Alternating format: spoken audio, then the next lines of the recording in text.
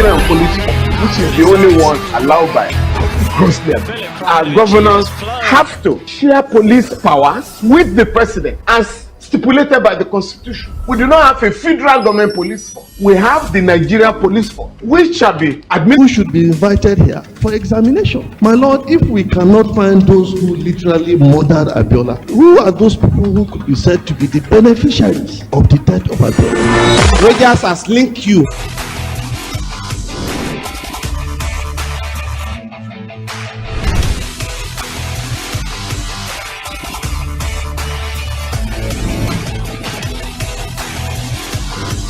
It's a beautiful day to be back alive. Good morning and welcome to Sports Central. It's live and exclusive to Spectrum Television.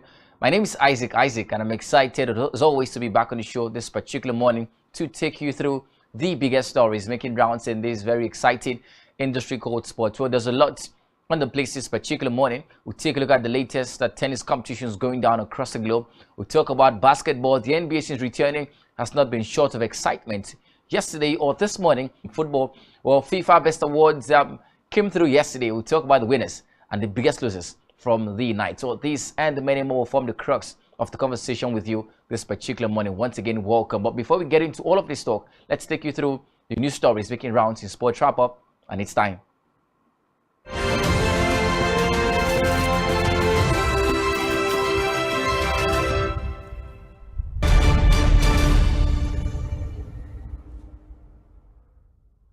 All right, so the conversation begins from tennis this morning in a hotly anticipated Monday matchup of two of ATP's newest young stars. Fourth seed Holgerud, and he defeated Ben Shelton in the pair's first ATP meeting in a 6-7, 6-4, 6-2 victory at the Mexican Open.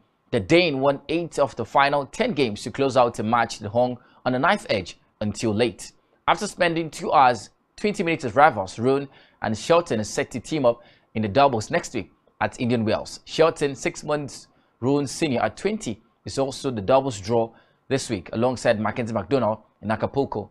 Before Rune's victory on center court, third seed Taylor Fritz opened play in the stadium with a 3-6, 6-3, 6-4 win against fellow American John Isner. It was the 25-year-old's first match as a top 5 player after he rose up to number 5 in the ATP rankings. Fritz made Denis Shapovalov a 6-7, 6-love, 7-5 winner against Mioma Kecmanovic. 6-seeded American Francis Tiafoe also advanced 7-6, 6-4 against Noshito Nishioka. Tiafoe would play 41-year-old Feliciano Lopez in the second round of the competition. Moving on to Dubai, Andrei Rublev began his Dubai Championships title defense by spoiling Filip Krajinovic's birthday when he won 7-6, 6-2 on Monday. Krajinovic, who turned 31, raced 5-2 ahead. The second-seeded Rublev then reeled off 11 of the next 13 games. Rublev next faces Alejandro Davidovich Fokina, who beat Malek Jaziri in straight sets in Tunisian playoffs last pro match. Also, Alexander Zverev defeated Jiri Lehecka 4-6, 6-3, 6-4. Zverev is still waiting to win consecutive matches this season in a comeback from an ankle problem. Top-seeded Novak Djokovic plays his first match since winning the Aussie Open later today against Czech qualifier Thomas Machak. Well, let's talk about basketball. Jason Tatum was ejected for the first time in his NBA career as the New York Knicks extended a winning streak to 6 games with a 104-94 victory over the Boston Celtics this morning. Tatum was tossed after demonstrating with the referees with 3 minutes and 46 seconds remaining in the fourth quarter, with the Celtics destined for a defeat, which sees them drop below the Milwaukee Bucks atop the NBA rankings.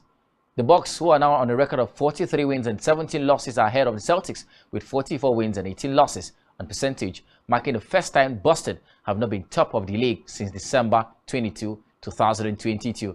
Tatum played his part in that, finishing the game with just 14 points, 7 rebounds, and 9 assists. Marcus Smart added 19 points, while Jaylen Brown was out for personal reasons. The Knicks were led by Julius Randle, and he might have confirmed point guard LaMelo Ball fractured his right ankle during this morning's 117-106 win over the Detroit Pistons. Ball went down awkwardly with the ball in the third quarter before being subbed off the game. The Hornets revealed the severity of the injury for the man was quite intense. And of course, the overall draft pick of 2020 The injury has been quite interesting. The 2022 NBA All-Star has struggled with his left ankle throughout the season, forcing him to miss multiple stretches of games. Well, finally, let's talk about football. Lionel Messi has defeated Kylian Mbappe and Karim Benzema to win the 2022 Men's Player of the Year at the FIFA Best Awards. The 35-year-old beats French forward Kylian Mbappe and Karim Benzema to the prize. Messi captured Argentina to walk up glory in Qatar and scored 27 goals in 49 games for club and country in the 2021-22 season. At the ceremony in Paris yesterday, Lionel Scaloni, who led Argentina to their third World Cup title, was named the Men's Coach of the Year. Scaloni beats Pep Guardiola, who guided Manchester City to a 6th Premier League title, and Real Champions League winning manager Carlo Ancelotti to the honor.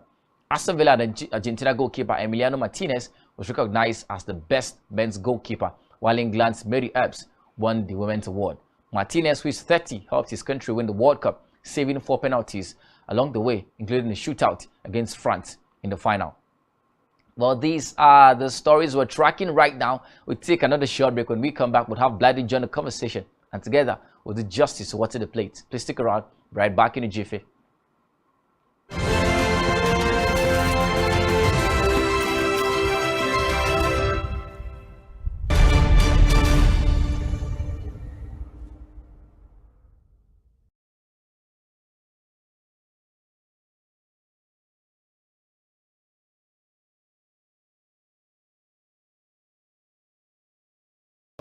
Nigerian police force, which is the only one allowed by Muslim, our governors have to share police powers with the president as stipulated by the constitution. We do not have a federal government police force. We have the Nigerian police force, which shall be administered, organized, and supervised by the Nigerian police force. No, my lord, I want to say something. I want to say something here. Perhaps it might also enlarge the scope of people who should be invited here for examination. My lord, if we cannot find those who literally murdered Abiola, who are those people who could be said to be the beneficiaries of the death of Abiola? Rogers has linked you with some of the killings he did. He never did. He linked you with the attempted murder of Hebrew. He did not. My lord, the Matters Council is leading the evidence in our matters. Is this an adversary proceeding? It's not, my lord, but you can't be talking about cases which are in court. Is this an adversary proceeding? It's not, my lord. These cases are in court, my lord. I'm just reminding you, your lordship. My lord, sorry, my lord, I think I'll be in cross examination. Legally Speaking, a program that deals with legal issues and questions we face as citizens of this amazing country, Nigeria. Legally Speaking. Join us every Friday from 5 p.m. to 6 p.m. for Legally Speaking. One truth not often told is about the transformation that Africa has undergone in recent decades. Africa is shaping its own destiny and should be referred to as the African opportunity. On Spotlight Africa, we paint the African picture the African way, laced with truth, detail, and the color of the African continent. Join Uyai Anyekan every Tuesday and Thursdays at 4:30 p.m. Spotlight Africa, telling the African story.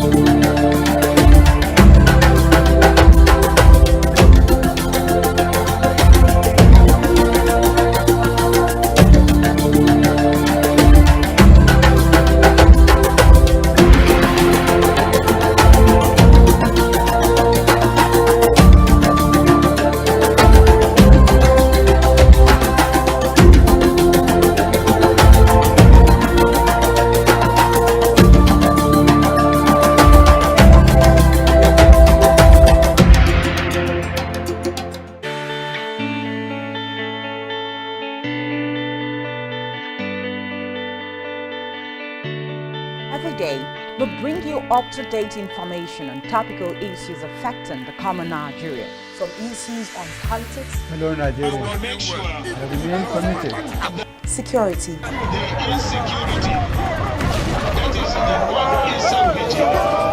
education, health, lifestyle, and so much more. Join Janice Kobum and Uyai Anyeken every weekday from 7 a.m. to 9 a.m. on Rise and Shine Daily, exclusive on Spectrum Television.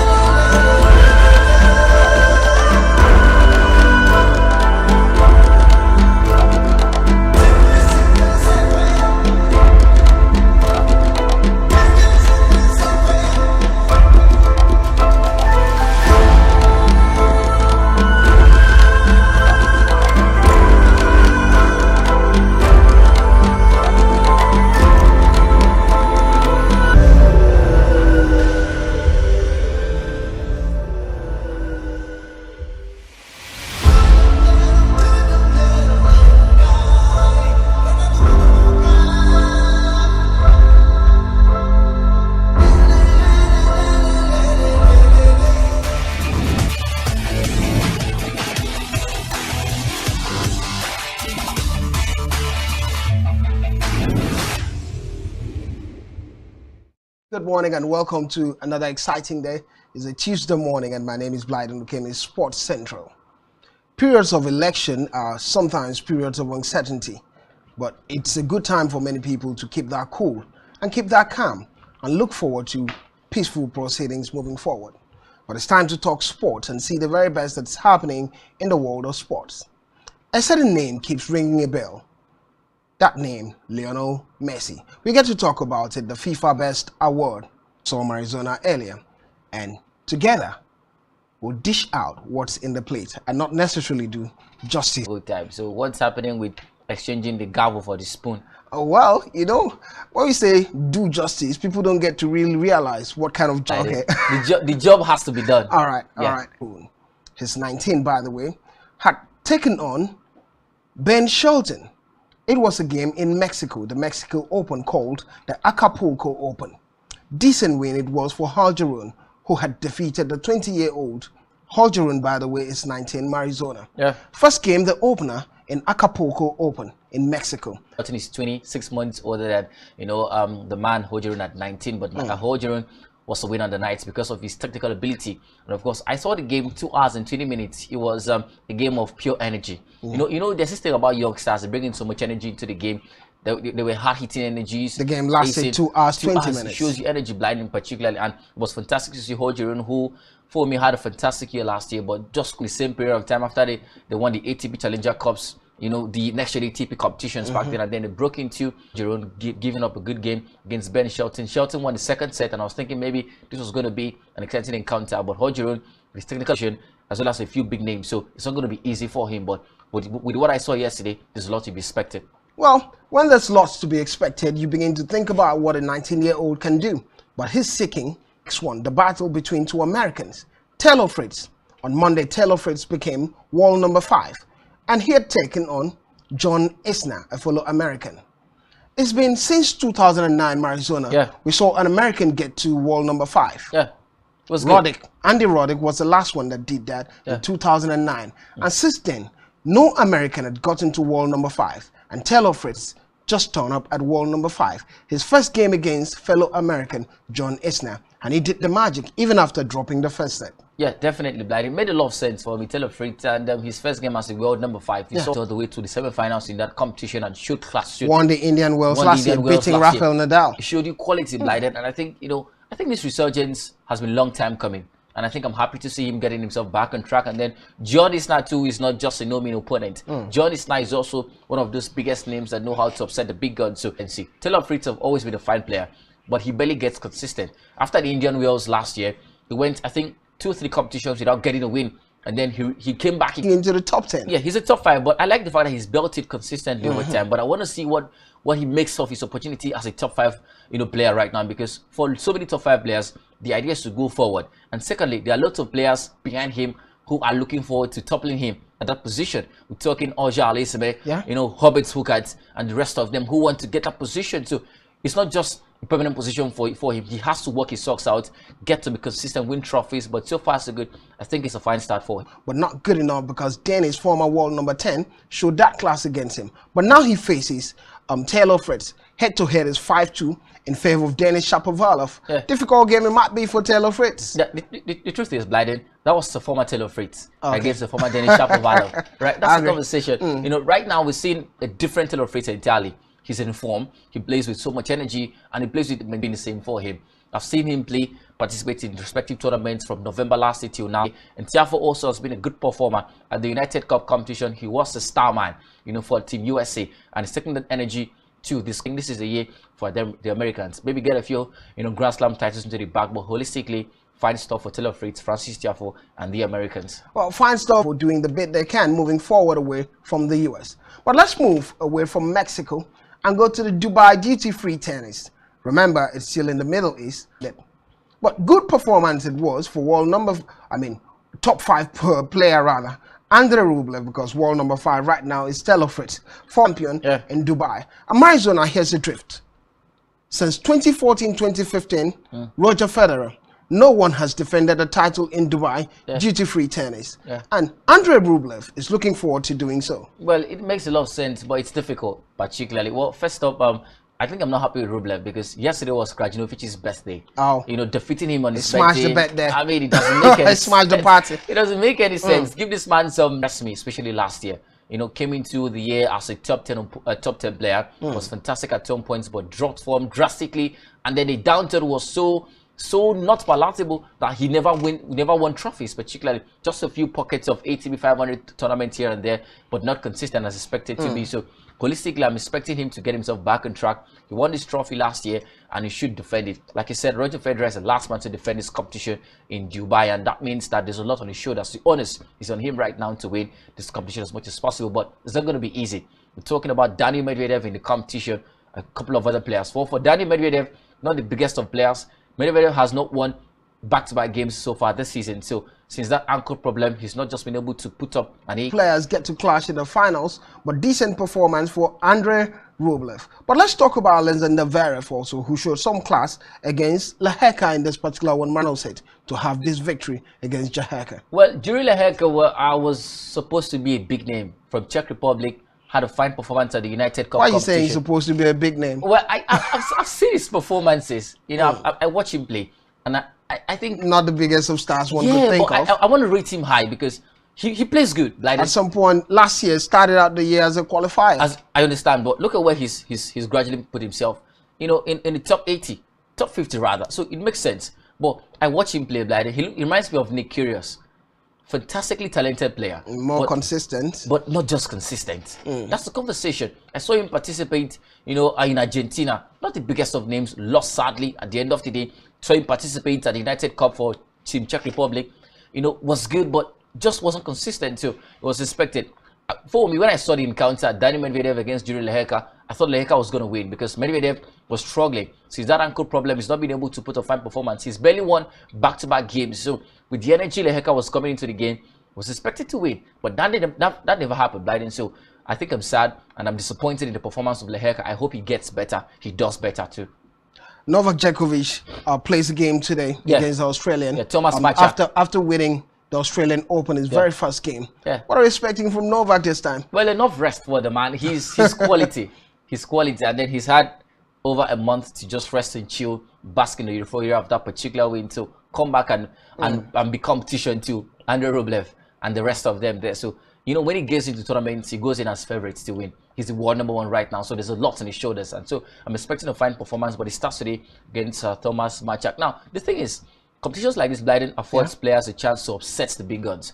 So I'm not entirely writing off the other players in the draw, but I think Novak Djokovic is the favorite to win this one. Well, while we're talking about Novak Djokovic and what he could do moving forward, especially building the momentum that came from the Australian Open into the Dubai duty-free tennis, it's a 500 tour level for him, and who knows what could happen, but he's going to start it out today, and what dominance it might just be from Novak Djokovic. Let's leave tennis for a while and see what's happening in the people would wonder. First up, Jason Tatum ejected for the first time. If you look at the performances of the Celtic this season, they've been quite decent, but the New York Knicks is their 6th consecutive win. The office for them, because before now they're a big team. And then we see the quality. 43 wins before now, and then they're expected to make it 44 against the New York Knicks, but it was an entirely bad 14 rather. And then I think it was Jaylen Brown that had 17 points on the night. Jaylen Brown wasn't part of the mix. Yeah, was out for personal reasons. Jason Tatum, 6 of 18 shooting. Yeah, that's very poor for a player like Jason Tatum. So I think it was a holistic poor performance. What's the consequence now? They're no more top of the log. Yeah, and I think this affords the Boston Celtics a chance, to continue their resurgence. For the Celtics, I think it's 14 or 18 games winning Milwaukee Bucks rather. 18 games. 14 consecutive wins. Makes a lot of sense. Makes a lot of sense for me, Blyden. But talk about the New York Knicks. 43 wins, 17 losses. The Boston Celtics, 44 wins, and 18. 17 losses. 18 losses. Well, percentage loss, that's where the conversation is. Yeah, it's half a game. 0.71 points. It's something. And for the Milwaukee Bucks, 0.717, and it makes a lot of sense why they're top of the log. Clearly, Blyden. But let's forget about the Celtics. Talking about the New York Knicks, another team who experiencing a resurgence right now. 6 games on the bounce since after the NBA All-Star games have been looking like a fantastic team trying to chase that top 7 position. Makes a lot of sense for me. Julius Randle was the key performer for them on the night. It was quite fantastic. And of course, Josh Hart was also good for the team. But holistically, I want to see them get consistent. They're not the best of New York teams. The Brooklyn Nets used to be the best of New York teams, but it's been here and there for the Brooklyn Nets lately. So this is their chance, to topple the Nets and get themselves back on track. But holistically, there is no better way to continue your streak than defeating the Boston Celtics. So kudos to the Knicks. Well, while we're saying kudos to the Knicks, let's talk about those who had an advantage in the next game. It had to be the Miami Heat moving away to the Philadelphia 76ers. I nearly said the Grizzlies. But the 76ers, decent side compared to last season. But they're beginning to add up the numbers. And you look at it, it will always be Jimmy Butler turning up to the party for them with 23 massive points, 11 rebounds, 9 assists. Wasn't enough to have a triple-double, but it was a decent result. One more assist away from a triple-double. Quite sad for Joel Embiid. Had 27 massive points in this one, but not good enough. The highlight of the game was that go-ahead dunk. That acrobatic I'm layup. telling you, from Jimmy Butler. Well, holistically, it was good to see the Heat get back on track. This is their first win in 5 games, and then they've been struggling. So this was a fantastic win, and also win against top opponents, like the 76ers. But holistically, kudos to Jimmy Butler, led the team, and then 5 Miami Heat players came through with double figures. So it made a lot of sense because it was a team performance. But I think it was a close call for me because look at the 76ers. Jimmy Butler 27 points. The man James Harden had 20 points. Almost scored a 3-pointer late into the game to get the team a win, but the ball hits the rim, and that was the story. But holistically, was a fine performance from both sides. I think this was one of those games where you see end-to-end stuff, particularly just 2 points separating both sides at the end of the day, and it shows you how intense the game was. But kudos to Jimmy Butler, Bam Adebayo, and the rest of them who were key for the Miami Heat, getting double figures on the night too. Was a good win for the Heat. They've snapped that 4-game losing streak, and I want to see how they get consistent from here and build those blocks of consistency. Well, let's talk about where there was a disadvantage and a sadness. It was a game that LaMelo Ball got a fracture on the right ankle. Disappointing the outlook is for them, but it was a game where the Detroit Pistons lost away from home to the Hornets. Scoreline was 106-117 in favor of the Hornets. But we talk about the best performers, it will always be Wiseman doing the magic for the Pistons side, 23 massive points and 7 rebounds. But Williams did turn up to the party with just 15 points and 11 rebounds for the Hornet. Not the biggest of points for Williams, but at the end of it, what matters the most, Marizona, would be the win they had at the end of it. Yeah. Decent win for the Hornets against the Detroit Pistons. Yeah, Terry Rozier had 22 points on the night, and of course Gordon Hayward had 19 particularly.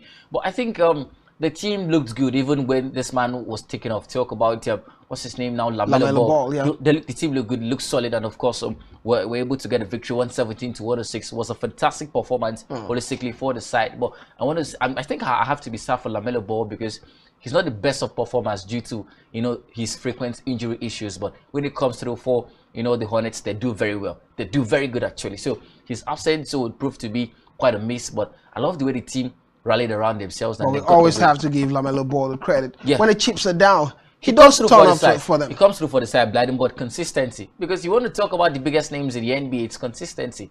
But well, he's still a young lad. Well, he's young, but I want to see consistency from him. I mean, I'm a little tired of the conversation of he's a young lad, LeBron James, as at 19, was already getting in. He's a different cattle of fish, Arizona. Well, that's a conversation. Talents are different. That's a conversation. I think. Just like saying you look at Lionel Messi in football, and you begin to pick some young lads to compare to Leo. When Leo was 20, Leo was a beast. Not comparing them, but I want them to see Leo as a means of motivation, to put their A game in, particularly because you want to talk about the biggest names in basketball. They were consistent over time. So for LaMelo Ball, I would have to exonerate him due to the fact that he gets injuries frequently. If he was, a little more fit, maybe he would put in his performances consistently for the side, but sadly, that's not the case. But this win was good for the Charlotte Hornets. They still fancy the chance of qualifying for the play-ins because right now they don't sit in a fine position. I think it was 14th last time I checked. So let's see what happens from them for them from here. But holistically, it was a good win. Well, the last season's worst team, the Orlando Magic, they were the worst team in the NBA last season, but this season it's been a bit better for them. They had a decent win against the Pelicans in this one. One name will always come to the party when it has exactly Paolo Banchero. Yeah. And Banchero had 29 massive points and 8 rebounds for them, and that's the magic they did on the day. Keyword, Blyden, clutch performance. Absolutely. It was good for him because they were trailing at some point into the game, but he came through for the side, got a fantastic performance in, put in loads of points and helped his team to win. This man, fantastic performer. I want to see consistency too from him too because he looks good. In his A game, he performs fantastically well. Like this morning, he's been a superstar for them this season. Definitely. And then I think I'm disappointed with the likes of Ingram, who do not get to do as much as possible, for the Pelicans. And then for the Pelicans, since Zion Williamson left the side, it's been a different case for them. I think he was the finest performer for them. And since leaving, the Pelicans have not just been that kind of team, expected to do better. But, for the Magic, like we talked about, they were the worst team last season, but they've done magic. Right now, they look like a fantastic team. They want to do better this season. But they've had 36 losses this season, 26 wins. Better than last season. As at this point, I think it was around 45 losses. Yeah. So there's a bit of improvement in the side. I agree. Not the biggest of them, but I think it's baby steps. Slow and steady wins the race. That, Blyden. So I agree. Good stuff, for Banchero and of course the Magic. But let's see what happens, in the next coming games of the season. Fantastic stuff. Well, let's see what's happened if the Magic can do magic going forward. But enough of talking about NBA and the Magics and the rest of them, the likes of Banchero. Let's move to where the biggest names are making rounds in the world of football. And that'll be when we return. We get to talk about Leo Messi and Kylian Mbappe. What stands in the future for Kylian Mbappe? Don't go anywhere.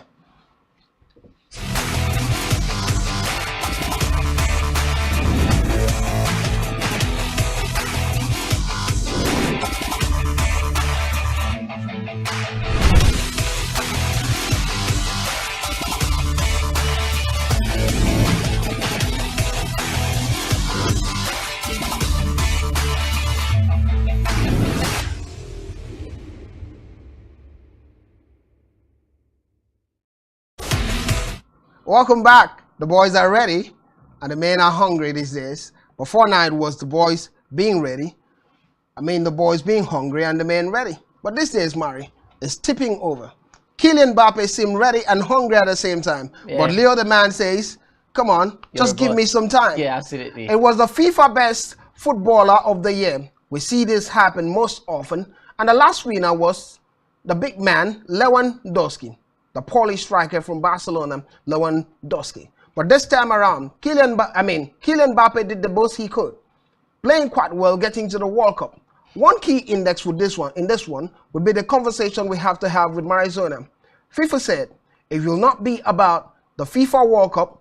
It would be, this year's award would be about what you've done throughout the year including FIFA World Cup. We saw the battle between Kylian Mbappe and Lionel Messi at the World Cup. Kylian Mbappe finished the highest goal scorer at the World Cup with 8 goals, winning the Golden Boot. But Leo had 7 goals, but he was the best player at the tournament, winning the Golden Ball. Maizona, surprise for you, or you just happy for Lionel Messi?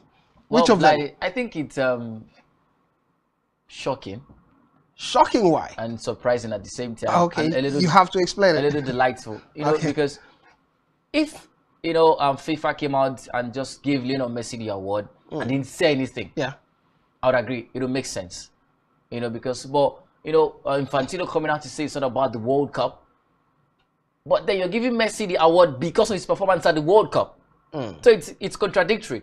Now, looking at Messi's season, 27 goals in 49 games is not the best record. Mbappe had a better record than Messi at the Ligue 1, where they won the Ligue 1 championship, and at the World Cup individually had a better record. You saw Mbappe at the World Cup final; he was everywhere. You know, did a fantastic job. If they just came out and gave Messi, the title, the award rather, without saying anything, I would understand. Oh yes, Messi led the Argentina to the World Cup and all of that. Fantastic stuff. Nice. But don't come out and contradict yourself. So I think Infantino had it wrong there. Kudos to Lionel Messi. In several quarters, he deserves it because, he was the leader of the Argentine side, as they went on to win the World Cup. I don't think... They've not won the World Cup since 1986. Yeah, and I prove me wrong. I don't think Messi was the best player for Argentina at the World Cup. Really? Yeah. I think Emiliano Martinez was. Marisona, yeah. You're shocking my bones now. That's the truth. I think Emiliano Martinez, the goalkeeper, was the best player for Argentina at the World Cup. Why do you think so? Well, here's the thing. He kept clean sheet. Saved a lot of penalties. That's the thing. Lionel Messi, he scored 7 goals. Not easy to score 7 goals at a World Cup. Mbappe scored 8. Though he had some penalty shoots. That's the thing. Mbappe scored 8. So it's not about, the goals. And the man is 35. That's understood, Blyden. It doesn't entirely matter. It doesn't entirely matter in cases like this. So for you, who was the FIFA best player of the year? Lionel Messi. Well, he deserves it because of the fact that you've brought God it's a World Cup. Yeah, you can remove that. That's the thing. I'll give it to Mbappe. I'll give it to Mbappe. That's the truth. Here's the thing. Okay. That's the thing, Blyden. I'm waiting for the thing. The 2014 World Cup. Lionel Messi never went to the final. Never won the competition. He went to the final, but he won this award. Remember, he won the Ballon d'Or award. Yeah. Remember? So that's the thing, and that was because he was the best player in the tournament. Unarguably, he was the best player in the tournament. Same thing goes for Kylian Mbappe. For me, Mbappe was the best player at the FIFA World Cup. That's unarguable. Nobody disputes that fact. So if you want to use that index from 2014 to judge now, give it to Mbappe. And then Infantino coming out to tell me that it's not about the World Cup, it doesn't make any sense. Just give him the award and let's pass. Don't create controversy, because that's him creating controversy and contradicting himself. So that's by the way, particularly. But big ups to Lionel Messi. He's the best around, and respect to him. Congrats to the most talented footballer the world has ever seen, Lionel Messi. After winning the World Cup, it would have been a daunting task not giving Leo the FIFA Best Footballer of the Year. Well, let's get to talk about who didn't win what. It wasn't even a contest between Kylian Mbappe and Lionel Messi alone. There was Karim Benzema in the mix. But for the women's perspective, Alexia Putellas of Spain and Barcelona won it as the best FIFA Women's Player of the Year, ahead of the likes of Meath of Arsenal and England and Morgan. But wasn't enough to talk about it. Let's also look at Scolani winning this one. Yeah. Manager of Argentina. That's deserved, Blyden. Deserved, basically. Now, here's the context of and the best goalkeeper. Well, yeah, my man, Emiliano Martinez. Okay. Tall like me. A lot of people say he's got a lot of antics. It doesn't matter. He plays the game. Is your man because he's tall? No, well, he's my man because he's come into the Argentina national team and he's transmogrified their fortunes. He has a hand. Now, in 2008, 2014, when Argentina went to the final, he was on the bench. Yeah. No, he wasn't. He was a fan. He came to Brazil as a fan. 2018, after the World Cup, where Argentina performed quite badly, he was just on the bench. Came to the team, helped them win the Copa America. Remember, helped them win the World Cup, producing heroic performances back to back. So for me, he's the best player for the Argentina national team in the past 3 years. He's been a secret for the success of Argentina in recent times. Because yesteryears, the biggest problem of Argentina has always been a goalkeeper. Was goalkeeping. Having a decent goalkeeper. Sergio Romero was good, but at some point, He was frozen out of the squad. They brought in an old Willie Caballero. He came in and he was dashing out goals. But Martinez is coming. It reminds me of Peter Rufai 1990. Oh, well, let's not talk about that. You know, but he's coming to that team and he's made sure that goalkeeping-wise, they have no problems. Let's talk about Osei Sadashala of Nigeria. Best talent you could see in Africa. But he's not had a call at this award. He's playing for Barcelona. Scored the highest goals for them in Spain last season. And this season, he started off scoring a lot of goals, over 17 goals this season. But not mentioned in the list. Blyden, I think it's unfair. And at this point... No, you cannot just say it's unfair. It's unfair to say the list. Well, I added that for you. Well, to say the least, to say the least, it's unfair. You know, and it is, I don't want to say dubious, right? But I think it's injustice because now, Putellas, no disrespect to Putellas, fine player. Has been the best midfielder in the world. Come on. She plays football. She plays football. 18 goals in 26 games. Fantastic stuff. You know, but bulk of those goals were not game-winning goals. Asisat Oshola, 18 goals in 18 games. Bulk of those goals were game-winning goals. She would come from the bench when Barca were trailing and go to, you know, and she would score 3 goals, and Barca would win. Well, maybe also in the Champions League run that they had, which they lost at the end of it. Well, it was about that injury for Oshola was injured. She was out. If Oshola was in this competition, she would win. She would definitely come through, score goals for them. That could be the conversation. The bulk of the year, the most important aspect of that year, she was injured. Understood, Bladin. Okay, you don't want to give her the trophy. Let her be top 3. Okay, you don't want to make her top 3. She's not even in the FIFA Women's Best 11. Who's there? Bedmeth should be there. Morgan should be there. Understood. Sam Kerr. Alexia Patalis would be there. She's in midfield. Put Oshola there. Okay. Put Oshola there. That's the thing. Maybe Marizona will get to create his own record. Well, we have to put Oshola there. Maybe. But Oshola has been a decent football player from Nigeria, playing her trade at Barcelona and Spain. We really hope that the future gets to be better for Africans regarding this award. Let's look at another African. The name is Victor Osimhen. We get to talk about Victor Osimhen every day. But former international Laho says Victor Osimhen is going to be the next African footballer of the year if he continues the way he's playing. Definitely, Blyden. What's holding him? I think the only thing, well, sadly, these awards are not given by me and you sitting here, because if it was me and you, would give it to Osimhen. But sometimes it's quite deserving. Look at the past awards given. Yeah. Maybe since Issa Hayatu left the seat as CAF president, had decent players win the award. Let's not talk about that because there was so much controversies under Hayatu. You know, remember the Mikel Obi, Yaya Toure conversation, the JJ Okocha conversation, and all of that. So, but right now, let's think and let's hope that it's fair. Victor Osimhen is Africa's most informed player right now. And then if he wins the Serie A title with Napoli, what else is there? Which other player in that African bracket has done better? Not Mohamed Salah, obviously. Not Riyad. Riyad Mahrez barely plays games for City. Definitely not him. Not Sadio Mane. Or Sadio Mane injuries. He's not going to come to the conversation. So Victor Osimhen is the only informed player right now. He's scoring goals. He's the first player since 1990 to score in 8 consecutive Serie A games. That's a record. He's the highest goal scorer in the Serie A right now. With the way they're going, Napoli wins the title. If they don't give that thing to him, then there's a problem for me. What has been the problem? The last time a Nigerian won the African Footballer of the Year was 1996. Yeah, it's been a while. No, 1999. 1999. Kanu Nwankwo, yeah. Not since then. Yeah. How many years now? Yeah, that's like 25 or 24 years or thereabouts. Massive. Well, 26 thereabouts. 26 years. In that span of time, we've seen JJ Okocha, but had loads of competition. Finished second and third. Second, you know, there was El Hadji Diouf in that conversation and all of that, and then moved on. Hadji not Nigerian Mari. Yeah, no, we're talking about Nigerian. No, I'm talking about the other competitions. Okay. You know, for him. And it was basically JJ Okocha against Didier Drogba at the time, at some point, and Samuel Eto'o Fields at the time. Yeah, and if you put Drogba and Eto'o Fields, well, you'd say okay, let's give it to both of them. But and then Mikel Obi and Yaya Toure at some point. I think Mikel Obi, especially after winning the Nations 2012. 2013, Mikel Obi deserved at least one trophy, one CAF best trophy, because he won the Champions League with Chelsea the previous season. The next season won the Europa League with Chelsea, and then during the break won the AFCON. Lots of trophies to be won, and then he was even not considered. That was sad too. He finished second. Well, finished second to I want him to win it, Blighted. The only thing Yaya Toure won Well, that there's season, always a saying, first timers don't get to win it. Quite often, probably that was the case for Mikel Obi. first time has to get to win it. Well, Luka Modric. Okay, let's not have the conversation. All right. Because first timers win it. Yeah. But let's talk about former Super Eagles coach Janet Raw. He signed a 3-year contract with Republic of Benin. Decent coach, Arizona. How did he take this particular call? Signing this one, 3 years contract. When he left Nigeria, a lot of people clamored, we should have kept Janet Raw. But now it's Benin.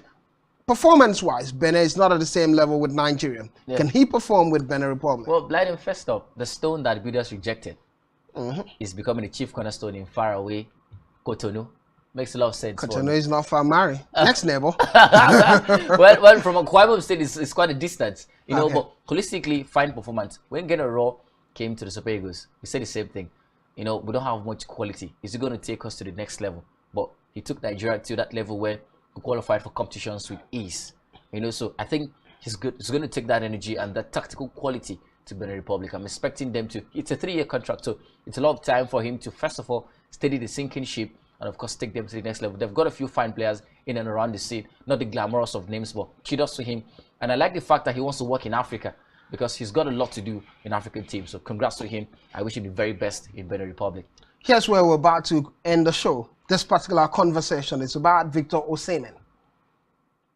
When he scored 20 goals in that game against Eintracht Frankfurt in the Champions League, he triggered a release in his contract, which said he'll be paid 130,000 euros, an equivalent of 64 million naira, for scoring 20 goals.